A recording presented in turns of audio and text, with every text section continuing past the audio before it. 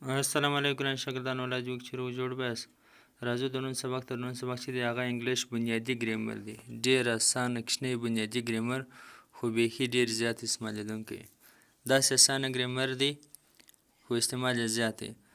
یوز اف about in English په انګریزي کې د about استعمال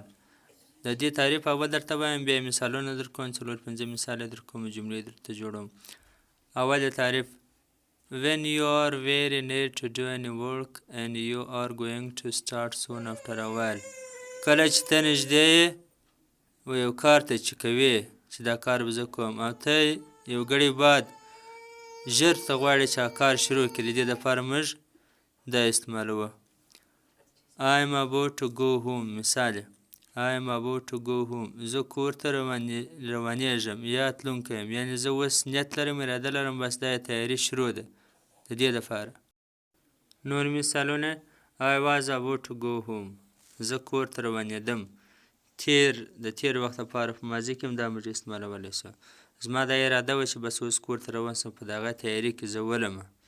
نه دا کار تیر سوی ده خبره تیر سوې ده دا کار کولو وخت تیر سوی دی اوس هغه سړی بیان کوي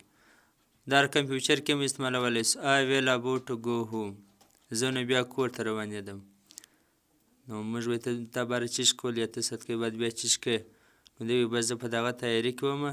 زه نو بیا کور ته روانېدم یو بل مثال یې درته وایو ورانې بیا نو بس یو بل ښایسته مثال Are you about to leave the room ته خو به خونه نه پرېږدی یعنې ته خونه پرېښوونکی دا کمره پرېښوونکی یعنې ستا خو به دا اراده نه وي په دا اوس نږدې وخت کې چې ته دا کمره پرېږدې دا